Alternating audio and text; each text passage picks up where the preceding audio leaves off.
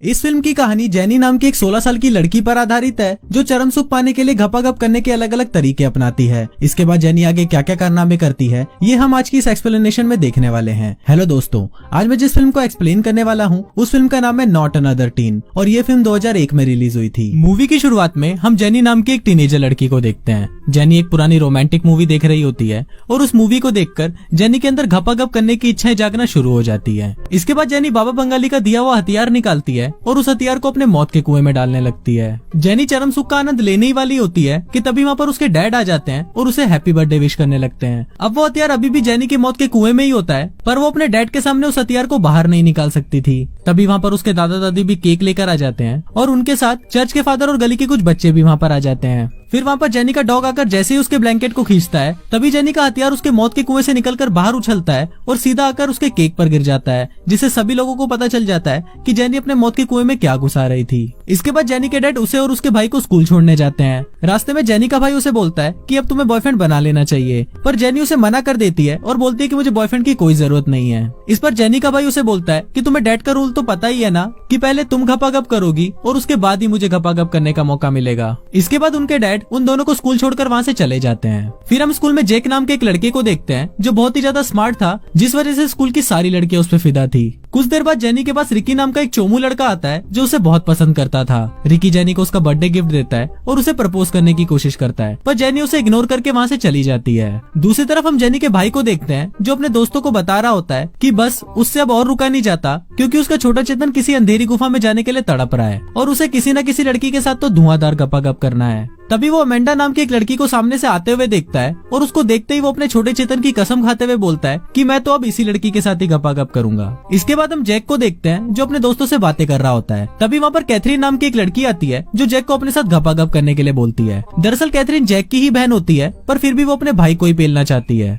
थोड़ी देर बाद वहाँ पर जैक की गर्लफ्रेंड प्रिसिला भी आ जाती है और वो जैक को कोई इंपॉर्टेंट बात करने के लिए बाहर बुलाती है। फिर प्रिसिला जैक को बताती है कि मुझे अब कोई और पसंद है, इसलिए मैं तुमसे ब्रेकअप कर रही हूँ। जैक जब प्रिसिला के नए बॉयफ्रेंड को देखता है तो वो उसको देखकर शॉक्ड हो जाता है। जैक उसको बोलता है कि तुम इस चोमू के लिए मुझे छोड़ रही हो जिस पर स्कूल की सारी लड़कियां फिदा है। अब जैक को तो विश्वास ही नहीं हो रहा था कि कोई लड़की उसे छोड़ भी सकती है। इसके बाद हम जेनी को देखते हैं जो आर्ट क्लास में बहुत ही मेहनत करके एक ड्राइंग बना रही होती है और बहुत ही कड़ी मेहनत और लगन के बाद वो अपने इस मास्टरपीस को बना ही लेती है। फिर जैक स्कूल से बाहर आता है और वो देखता है कि प्रिसिला अपने नए बॉयफ्रेंड के साथ चुम्मा चाटी कर रही होती है। फिर जैक का दोस्त उसे बोलता है कि प्रिसिला बहुत ही सुंदर है और इस बार भी प्रॉम क्वीन वही बनेगी। इस पर जैक उसे बोलता है कि ऐसा कुछ भी नहीं है और ये बस मेकअप का जादू है जिससे कोई भी लड़की सुंदर बन सकती है। इस पर जैक का दोस्त उसे शर्त लगाता है कि अगर तुमने स्कूल की सबसे चोमू लड़की को इस साल प्रॉम क्वीन बना दिया तो तुम ये शर्त जीत जाओगे। तभी सामने से जेनी आ रही होती है और जैक का दोस्त जेनी को देखकर बोलता है कि अब तुम्हें जेनी को ही पटाना पड़ेगा। अब जैक ये सब करना तो नहीं चाहता था, पर उसने शर्त लगाई थी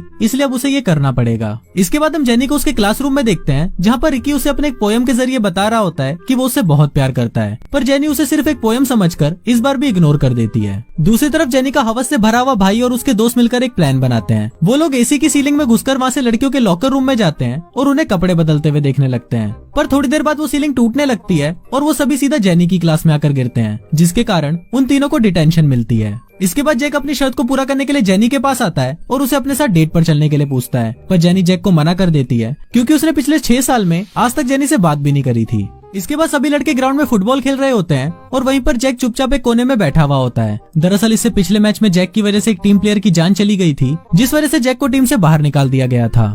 इधर जेनी के मन में भी जैक के बारे में सोचकर ठरक जागने लगती है और वो अपने डैड से इस बारे में बात करती है, जिस पर उसके डैड उसे बोलते हैं कि तुम्हें जैक के साथ डेट पर जरूर जाना चाहिए। दूसरी तरफ जब जैक भी अपने घर पर जाता है तो वहाँ पर उसके डैड उसे बोलते हैं कि मुझे पता है कि प्रिसिला के साथ तुम्हारा ब्रेकअप हो गया है और अब तुम्हें एक नई गर्लफ्रेंड चाहिए। इसलिए उसके डैड उसकी मॉम को ही घपाघप करने के लिए उसके रूम में भेज देते हैं और उसे ऑल द बेस्ट बोलकर वहाँ से चले जाते हैं। फिर जैक अपनी बहन कैथरीन के पास लड़की पटाने की एडवाइस लेने के लिए जाता है, पर उसकी बहन तो उसके साथ ही घपाघप करना शुरू कर देती है। जैक कैथरीन को रोकते हुए बोलता है कि तुम मेरी बहन हो, तो इस पर कैथरीन उसे बोलती है कि मुझे कोई फर्क नहीं पड़ता, मुझे तो सिर्फ तुम्हारे साथ ही घपाघप करना है। अगले दिन हम देखते हैं कि कुछ लड़के मिलकर जेनी के भाई को पीट रहे होते हैं। तभी वहाँ पर जैक उसे बचाने के लिए आता है, पर जेनी का भाई उसे ही मार देता है। अब इसे जैक को भी गुस्सा आ जाता है और वो जेनी के भाई को पकड़कर कुत्ते की तरह पीटना शुरू कर देता है। इसके बाद जैक जेनी के लिए भाईजान का गाना गाकर उसे इम्प्रेस करने की कोशिश करता है, पर जैक का गाना सुनकर सभी लोग बोर हो जाते हैं। फिर जैक गाना बदल देता है और अपने गाने में बोलता है कि जेनी के पास एक गन है। अब जैक का गाना सुनकर सभी लोगों को लगता है कि जेनी के पास सचमुच एक गन है, इसलिए वो सभी लोग वहाँ से भागने लगते हैं। तभी वहाँ पर पुलिस भी आ जाती है और वो जेनी को पकड़ लेती है। इसके बाद जैक जेनी को पुलिस से छुड़ाकर अपने घर पर ले आता है। तभी वहाँ पर जेनी जैक को बोलती है कि प्लीज तुम मेरा पीछा छोड़ दो, पर इस पर जैक पूरा नंगा होकर जेनी के सामने आकर खड़ा हो जाता है। पर जेनी को जैक का छोटा चेतन बिल्कुल भी पसंद नहीं आता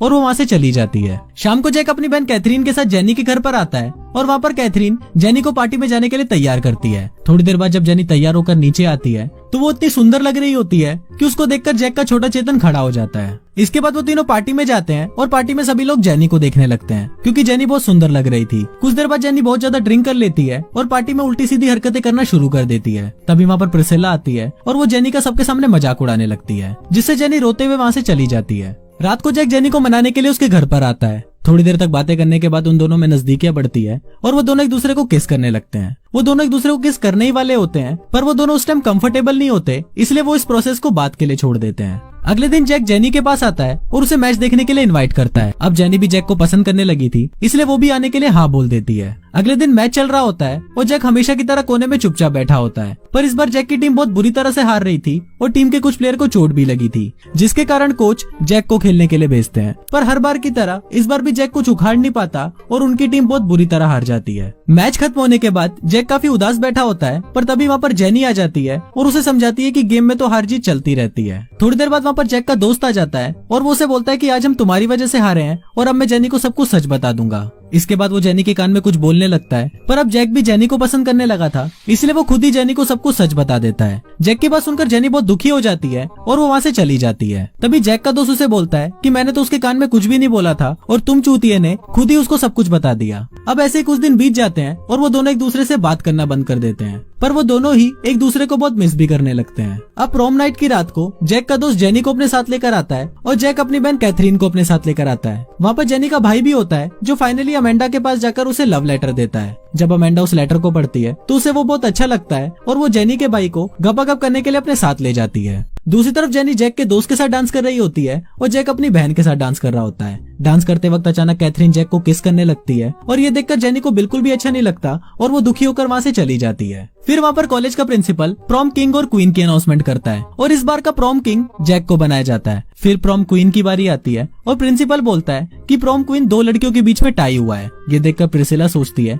कि शायद उसके और जेनी के बीच में टाई हुआ है, पर वो दोनों लड़कियां तो कोई और होती हैं। इसके बाद जैक जेनी को ढूंढने के लिए जाता है और वहाँ पर उसका दोस्त बताता है कि जेनी घपाघप करने के लिए होटल रूम में गई है। जैक भागकर होटल की तरफ जा रहा होता है, पर तभी उसे रास्ते में रिकी मिलता है और वो जैक को बोलता है कि मैं भी जेनी को बहुत प्यार करता हूँ। फिर जैक होटल के रूम के पास पहुंचता है जहाँ पर उसे पलंग तोड़ने की आवाजें सुनाई देती है। अंदर जाने पर जैक को पता चलता है कि वहाँ पर प्रिसिला जैक के दोस्त के साथ ही घपाघप कर रही होती है और दूसरी तरफ प्रिसिला का बॉयफ्रेंड उसका वीडियो बना रहा होता है। फिर जैक जेनी को ढूंढने उसके घर पर जाता है तो वहाँ पर उसके डैड बताते हैं कि जेनी तो पेरिस जा रही है और अभी वो एयरपोर्ट पर है। फिर जैक भागते हुए एयरपोर्ट पहुंचता है और वहाँ एक फुटबॉल लेकर जेनी के मुंह पर मारता है, जिससे वो वहीं रुक जाती है। फिर जैक जेनी के पास आकर उसे अपने दिल की बात बताता है, जिसको सुनकर जेनी पेरिस जाना कैंसिल कर देती है। फिर वो दोनों एक दूसरे को किस करने लगते हैं और कुछ इसी तरह से ये फिल्म यहीं खत्म हो जाती है।